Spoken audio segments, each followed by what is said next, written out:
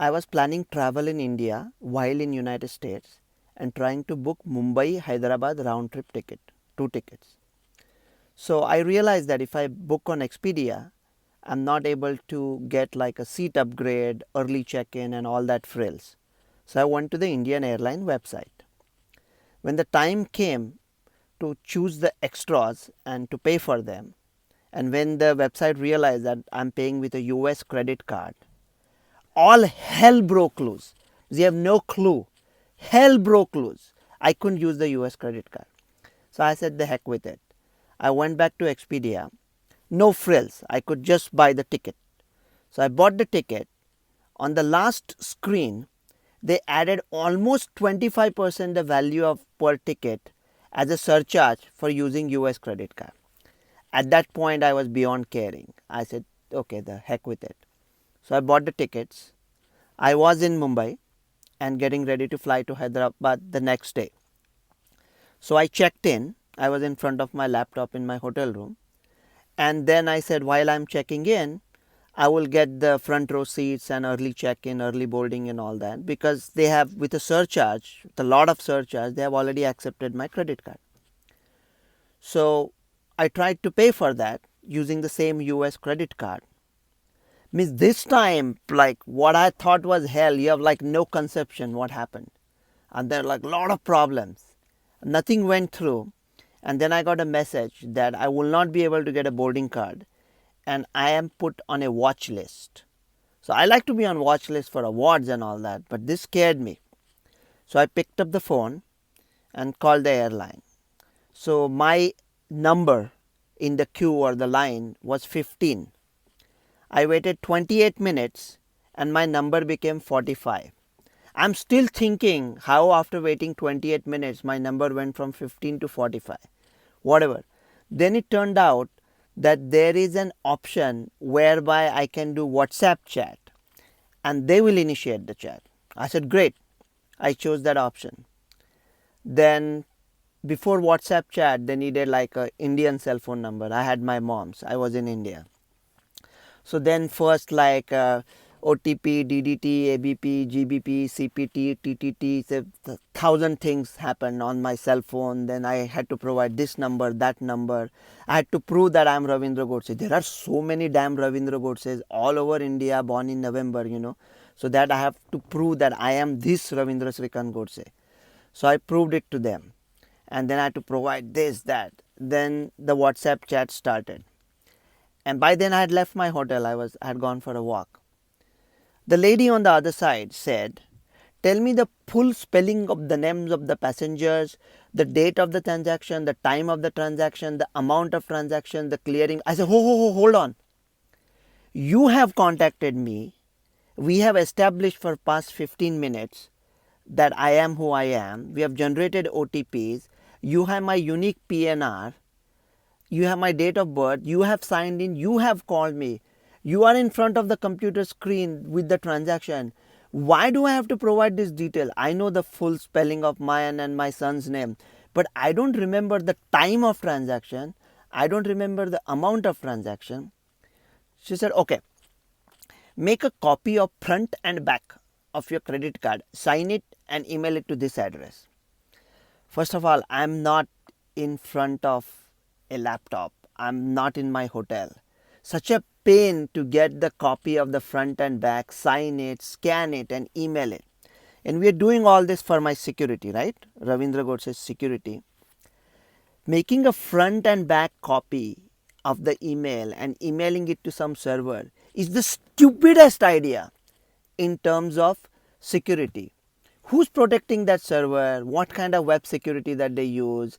Is it printed? Is it stored offline?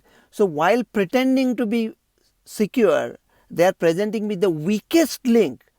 That's where the credit card information can be stolen. So I sent that email.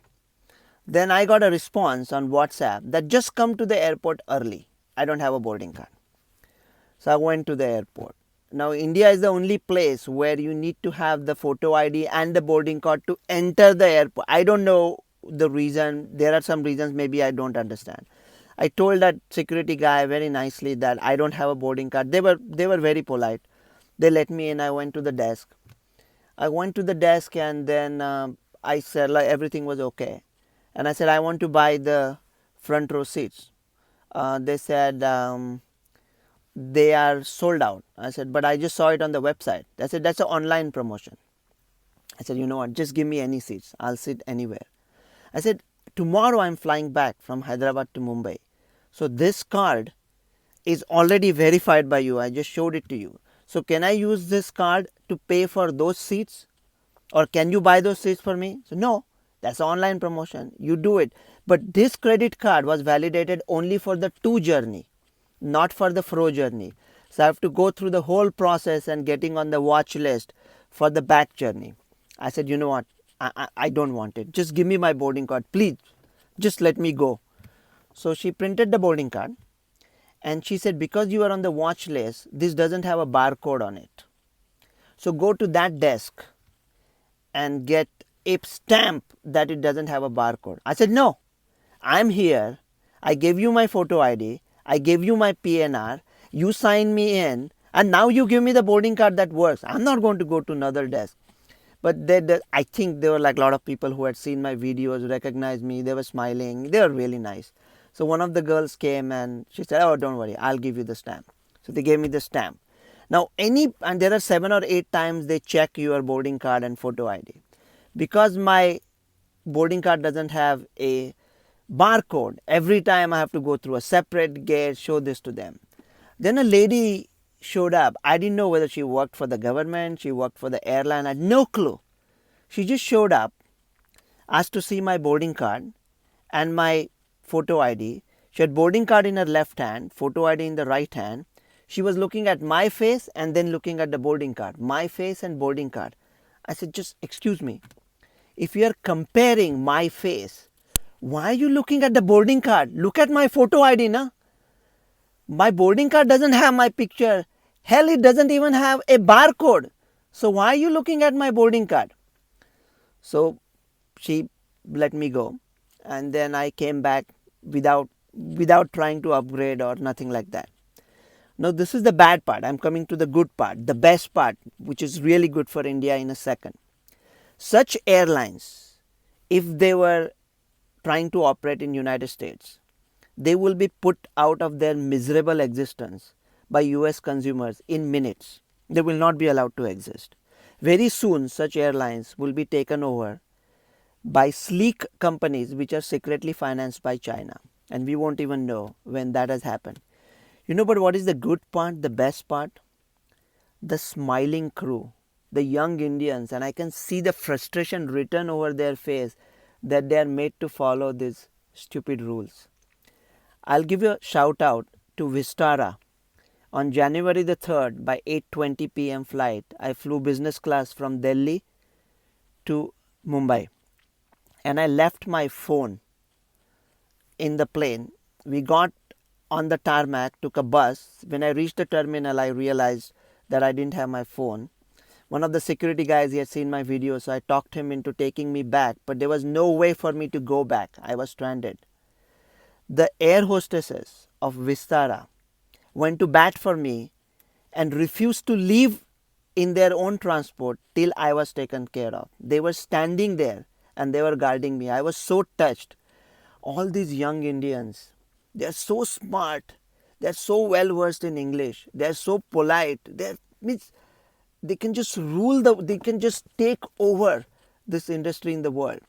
Somebody needs to look at all these archaic rules that we have and do away with most of it. Simplicity is the ultimate sophistication. I live in US, my friend live in UK. US, UK, India are in G20. India leads the G20. If India is leading the G20 and if I can't use my credit card in India, what's the point of being the leader of G20? Play T20, at least we will defeat US in that. So please do that. But this is a big shout out to young Indian workforce that might take over the world. Dr. Abhi Godse.